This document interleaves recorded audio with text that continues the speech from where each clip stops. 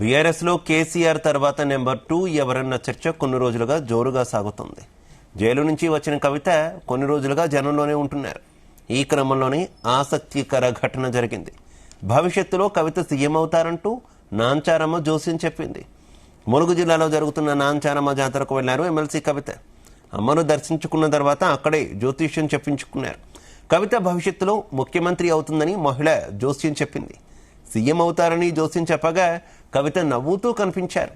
అక్కడే ఉన్న అభిమానులు సంతోషంతో జై కవితక్క అంటూ ఊగిపోయారు.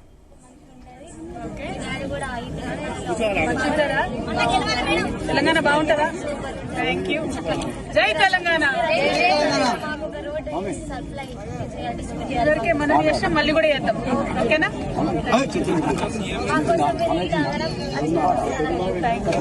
నాంచారమ్మ కృప ఎప్పటికే ఎల్లప్పుడూ ఉండాలి. Thank you. జై సైలెన్స్ సైలెన్స్.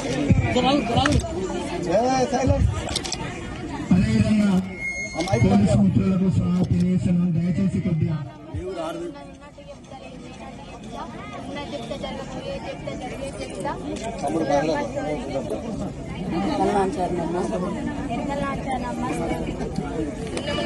రాబోయే తరంలో నువ్వు మళ్ళీ సీఎం అవుతావని మీరు మంచిగా ఉంటారు, మీ ఆరోగ్యం మంచిగా ఉంటుంది. నేను కూడా తెలంగాణ బాగుంటుందా? Thank you. జై తెలంగాణ. ఇదివరకే మనం చేస్తాం, మళ్ళీ కూడా చేద్దాం. ఓకేనా?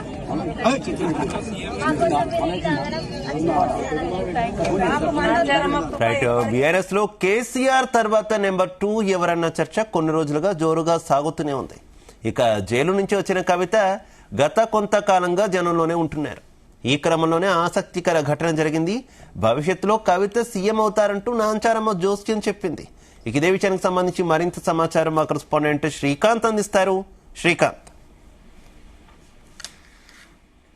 ములుగు జిల్లాలో జరుగుతున్నటువంటి నాంచారమ్మ జాతరకు మాత్రం ఎమ్మెల్సీ కవిత మాత్రం హాజరైనటువంటి క్రమంలో అక్కడ ఉన్నటువంటి అమ్మవారిని దర్శించుకున్నారు. దర్శించుకున్న తర్వాత అక్కడ ఉన్నటువంటి కార్యకర్తలైతే స్వాగతం పలికిన తర్వాత అక్కడ ఉన్నటువంటి బయటికి వెళ్ళేటువంటి క్రమంలో అక్కడ ఉన్నటువంటి జ్యోతిష్యం చెప్పేసుకున్నటువంటి వారితో కలిసి మమేకమయ్యారు. మమేకమవుతూ కూడా అక్కడ ఉన్నటువంటి జోష్యం అయితే చెప్పుకున్నటువంటి క్రమంలో కూడా అక్కడ ఉన్నటువంటి నాంచారమ్మ జోష్యం చెప్తూ అక్కడ ఉన్నటువంటి కవిత మాత్రం సీఎం అవుతారంటూ కూడా జోష్యం చెప్పింది. దీంతో అక్కడ ఉన్నటువంటి ఎమ్మెల్సీ కవిత నవ్వుతూ మాత్రం అక్కడ ఉన్నటువంటి వారైతే కూడా పక్కనటువంటి అభిమానులు కూడా చప్పట్లు కొడుతూ హోరెత్తించినటువంటి పరిస్థితి కనిపిస్తుంది. ఎందుకంటే గత కొంతకాలం కూడా బీఆర్ఎస్ పార్టీలో ఉన్నటువంటి కేసీఆర్ తర్వాత కూడా ఇటు కేటీఆర్ అదేవిధంగా కవిత మాత్రం ఇద్దరు కూడా 2వ స్థానంలో ఉన్నటువంటి క్రమంలో గత కొంతకాలం నుంచి కూడా ఎమ్మెల్సీ కవిత మాత్రం వివిధ జిల్లాల పర్యటన అయితే కొనసాగిస్తున్నారు. ఇందులో ప్రధానంగా బీఆర్ఎస్ పార్టీకి సంబంధించినటువంటి వారితో మమేకమవుతూ అక్కడ జాగృతికి సంబంధించిన వారితో ఇటు మమేకమవుతూ నిత్యం ప్రజల్లో తిరుగుతూ వస్తున్నారు. వచ్చినటువంటి క్రమంలో ఏదైతే ఉందో ఈ రోజు జరిగినటువంటి ములుగు జిల్లాలో ఉన్నటువంటి జాతర సందర్భంగా ఈ పర్యటనకు రావడం జరిగింది. వచ్చినటువంటి క్రమంలో కూడా అక్కడ ఉన్నటువంటి జ్యోతిషం చెప్పేటువంటి వారు మొత్తం ఇక్కడ సీఎం కవిత అవుతారంటూ కూడా జోష్యం చెప్పడం జరిగింది. ఈ క్రమంలో ఇటు బీఆర్ఎస్ పార్టీలో ఉన్నటువంటి 2వ స్థానంగా ఉన్నటువంటి కవిత ఉన్న క్రమంలో కూడా ఇప్పుడు చెప్పినటువంటి జోష్యం నేపథ్యంలో అక్కడ ఉన్నటువంటి కార్యకర్తలు కూడా అభిమానులు మాత్రం ఒక్కసారిగా హోరెత్తించిన పరిస్థితి కనిపిస్తుంది. అక్కడ ఉన్నటువంటి వారంతా కూడా జై కవితక్క అంటూ కూడా ఊగిపోయిన పరిస్థితి కనిపిస్తుంది. అయితే గత కొంతకాలంగా కూడా ఇదే చర్చ తెలంగాణ రాజకీయాల్లో నడుస్తున్నటువంటి పరిస్థితి కదా శ్రీకాంత్. కేసీఆర్ తర్వాత ఎవరు అనేటటువంటి చర్చ నడుస్తుంది. కొంతకాలం హరీష్ రావు కేటీఆర్ మధ్య ఈ రకమైనటువంటి చర్చ నడిస్తే ఇప్పుడు కేటీఆర్ కవిత మధ్య కూడా నడుస్తున్నటువంటి సిచ్యువేషన్ కదా. ఏమనుకోవాలి, ఇంటర్నల్ గా ఏమైనా చర్చలు నడుస్తున్నాయా పార్టీలో కూడా?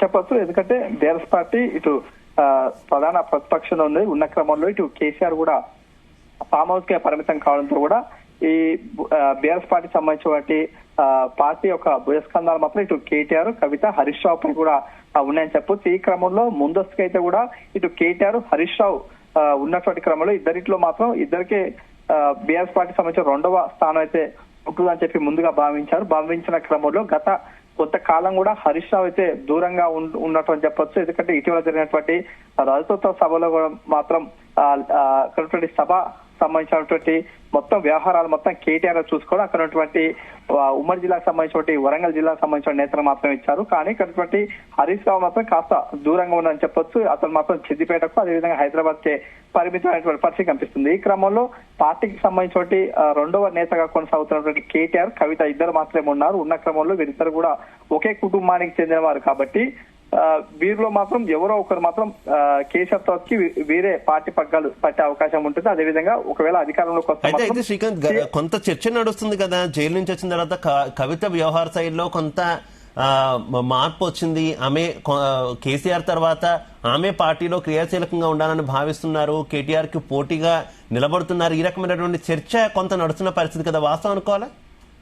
ఖచ్చితంగా అనుకోవచ్చు. ఎందుకంటే కూడా గత కొద్ది రోజుల నుంచి కూడా కేటీఆర్ కూడా ఇంటికే పరిమితం కావడం, అదే విధంగా ఇటీవల కవిత మాత్రం జైలుకు వెళ్లి వచ్చిన తర్వాత మాత్రం పూర్తిగా పార్టీ వ్యవహారాలు, పార్టీకి సంబంధించిన కార్యకలాపాలే ధ్యేయంగా అయితే కూడా పార్టీతో ఉన్నటువంటి కార్యకర్తలనే పర్యటన అయితే కొనసాగుతుంది చెప్పొచ్చు. ప్రతిరోజు కూడా వివిధ జిల్లాలో మాత్రం పర్యటన అయితే కొనసాగుతుంది. దానికి సంబంధించినటువంటి షెడ్యూల్ కూడా తయారు చేస్తూ అక్కడ సంబంధించిన పార్టీ నేతలతో కూడా మమేకం అవుతూ అందరినీ కలుపుకుంటూ పోతుందని చెప్పొచ్చు. ఎందుకంటే ఇదివరకు ఉన్నటువంటి కవిత కాకుండా ఇప్పుడు జైలు నుంచి వచ్చినటువంటి కవిత మాత్రం పూర్తిగా భిన్నంగా మారిపోయినటువంటి సిచ్యువేషన్ కనిపిస్తుంది. కాబట్టి ఇక్కడ ఇటీవల నిర్వహించినటువంటి రజతోత్సవ సభ అయితే ముఖ్యంగా ఇక్కడ జిల్లా పర్యటన నేపథ్యంలో మాత్రం ఎక్కువ కూడా పార్టీలతో మమేకం అవుతూ ఎక్కువ కూడా పర్యటన కొనసాగుతున్నటువంటి క్రమంలో ఇటీవల కేటీఆర్ కూడా రజతోత్సవ సభ తర్వాత మాత్రం ఏతుందో ఇంటికే పరిమితం కావడం, అదేవిధంగా ఇద్దరి మధ్య ఉన్నటువంటి నెంబర్ 2 స్థానంలో మాత్రం కవిత మాత్రం ఎక్కువ కూడా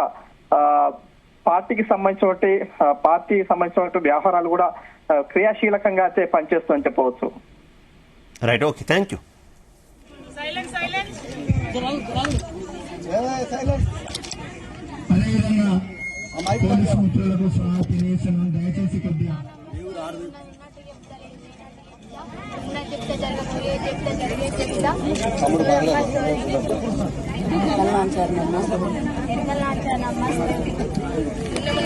రాబోయే తరంలో నువ్వు మళ్ళీ సీఎం అవుతావని చెప్తున్నాను.